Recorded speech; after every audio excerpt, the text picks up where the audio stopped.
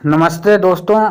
आज हम बात करेंगे एक बहुत ही बड़े नेता के बारे में। तो बिना देरी किए हुए चलिए स्टार्ट करते हैं। जिसके बारे में आज हम बताने जा रहे हैं वो हमारे निषाद वंशज का एक महान सुपुत्र है, जिसे आज लोग सन ऑफ मल्लाह मुकेश सहनी के नाम से जानते हैं। जी हाँ दोस्तों, आज हम बात करेंगे मुकेश सहनी जी के बारे में। अभी जिस रूप में आप देख रहे हैं, असलियत में वो पहले थे नहीं। एक बहुत ही गरीब घर में पैदा हुए और आज करोड़ों प्रॉपर्टी के मालिक हैं। आखिर ये कैसे इस मुकाम तक पहुँचे? एक मल्लाह का बेटा, एक गरीब का बेटा, एक मजदूर करने वाला लड़का आज करोड़ों प्रॉपर्टी का मालिक के साथ साथ बिहार के एक चर्चित नेता भी हैं। चर्चित नेता के साथ साथ मंत्री भी रह चुके हैं। साथ ही अभी वो बिहार में बहुत पॉपुलर युवा नेता के स्थान पर भी काबिज है। हम वहीं बात करें तो दोस्तों, अभी तेजस्वी यादव के बाद सबसे पॉपुलर नेता में शामिल हैं मुकेश सहनी जी। चलिए उनके खास शख्सियत की बात करते हैं। आज लगभग हर कोई उनके बारे में जानता है। आज मुकेश सहनी के बारे में बताने वाला हूं। बहुत ही निचले स्तर से उन्होंने उठकर बिहार के पशु एवं मत्स्य साधन मंत्री तक बने, लेकिन मुकेश सहनी जी का बचपन जैसा रहा शायद ही अब तक किसी का रहा होगा। मुकेश सहनी जी का पुराना राजनीतिक इतिहास भी नहीं था, ना ही इनके परिवार से कोई राजनीति में आया था। मुकेश सहनी सिर्फ अपने भाई बंधुओं को, आम लोगों के, आम जनता को हक दिलाने के लिए ही राजनीति में आए हैं। नहीं तो मुकेश सहनी जी मुंबई में अच्छा खासा फिल्म सेट बनाने का कार्य चल रहा था, जो अभी भी चल रहा है। पढ़ाई की बात करें तो दोस्तों, मुकेश सहनी जी सिर्फ 8वीं पास हैं। जी हाँ दोस्तों, उन्होंने 8वीं तक पढ़े हैं, क्योंकि जब ये बच्चे थे इनके परिवार की आर्थिक स्थिति बहुत ही खराब थी, जिसके कारण मुकेश सहनी जी ज़्यादा नहीं पढ़ पाए और बहुत ही कम उम्र में कमाने के लिए घर छोड़कर कुछ दोस्तों के साथ मुंबई भाग गए थे। वहाँ उन्होंने धीरे धीरे हुनर सीखा और धीरे धीरे फिल्म इंडस्ट्री के सेट बनाने की दुनिया में घुस गए। ये सफ़र इतना भी आसान नहीं था इनके लिए। वहाँ उन्होंने धीरे धीरे हुनर भी सीखा, धीरे धीरे फिल्म इंडस्ट्री के सेट बनाने की दुनिया में घुस गए। ये सफ़र इतना भी आसान नहीं था इनके लिए। उन्होंने कई सालों तक मेहनत की। जब एक प्लेटफॉर्म मिला तो जो आज उनकी पहचान बन चुकी है। उनको मुंबई में कई ऑफिस हैं, जहां आज सैकड़ों लोग उनके अंडर में काम कर रहे हैं।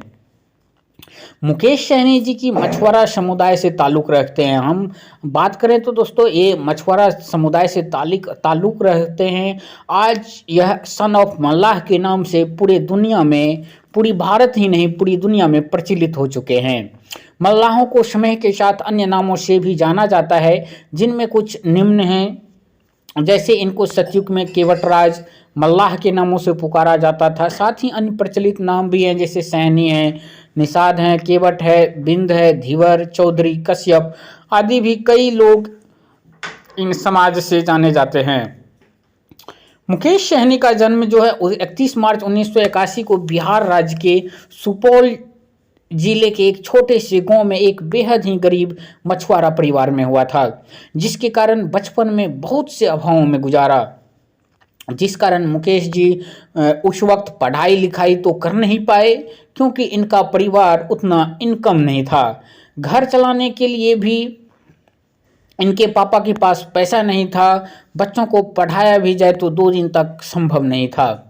सन ऑफ मल्लाह के घर की आर्थिक स्थिति खराब होने की वजह से इन्होंने पढ़ाई के दौरान ही मुंबई भाग गए थे। मात्र 8वीं क्लास तक पढ़ने के बाद मुंबई में भी इनका सफ़र उतना आसान नहीं रहा। समाज के लोगों को पीछे जाते हुए देखा। बात 1999 की है, जब मुकेश सहनी जी कुछ करीबी दोस्त मुंबई भागने की तैयारी कर रहे थे और उसने मुकेश सहनी जी को भी अपने साथ जाने को कहा। तो अपनी खराब परिस्थितियों को देखते हुए उनको भी ये कदम उठाना पड़ा। क्योंकि आर्थिक स्थिति अच्छी नहीं थी। मुकेश सहनी के साथ साथ जाने को तैयार हो गए थे। फिर क्या था, मुंबई के लिए ये भी ट्रेन से रवाना हो गए। उस वक्त मुकेश सहनी जी की उम्र 16 या 17 के आसपास रही होगी।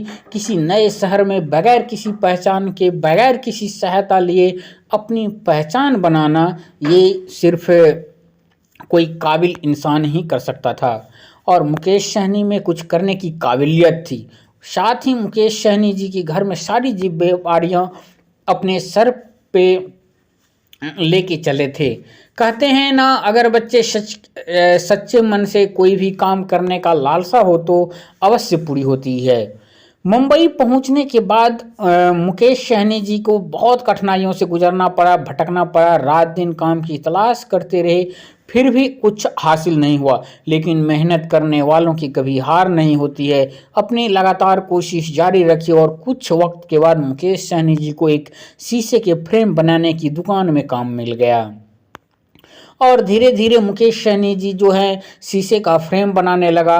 मुकेश सहनी जी फिल्म इंडस्ट्री के सेट निर्माण की दुनिया में घुस गए, जिसकी शुरुआत मुकेश सहनी ने शाहरुख खान की फिल्म देवदास की सेट के निर्माण से की। तो दोस्तों, इनके जीवन का टर्निंग पॉइंट अगर कहा जाए तो शाहरुख खान की फिल्म जो देवदास है उसी के शूटिंग के दौरान हुई थी।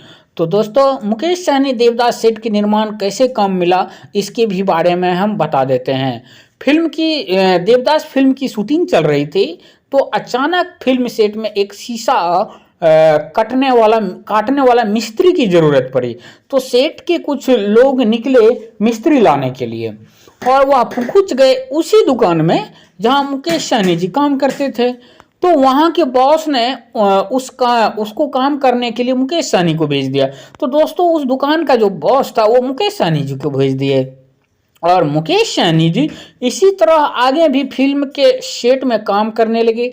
मुकेश सहनी जी ने आगे चलकर खुद को फिल्म, टीवी सीरियल, शो, विज्ञापन आदि के सेट निर्माण के लिए एक कंपनी खोली, जिसका नाम उन्होंने Mukesh film works private limited रखा, जो मुंबई में ही स्थित है। इसके अलावा इवेंट्स और माल ब्रीडिंग भी करते हैं। इस तरह से खुद को लायक बनाया कि आज दूर दूर से लोग मुकेश सहनी जी से मिलने आते हैं।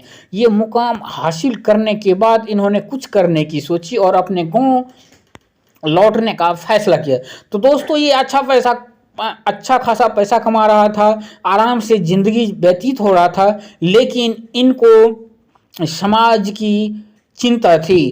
तो इन्होंने इसीलिए अब समाज की ओर इन्होंने रुख कर दिया। सहनी जी अपने गांव सुपौल आए तो गांव की हालत बहुत ही खराब थी।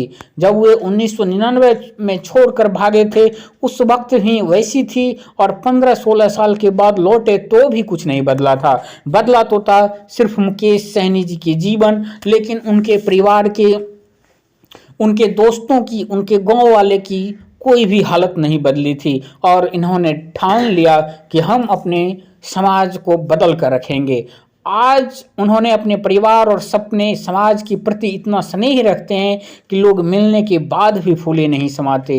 कुछ इस कदर छाए हुए हैं मुकेश सहनी। इतना ही नहीं, अपने परिवार के का तो ख्याल रखते ही, अपने पिछड़े समाज का इतना ख्याल रखते हैं कि लोग उनके हर कदम पर साथ रहते हैं और समाज के लोगों की आवश्यकताओं को पूरा भी करते हैं। मुकेश सहनी जी पहले समाज में रहकर समाज की समस्याओं को करीब से देखा, परखा।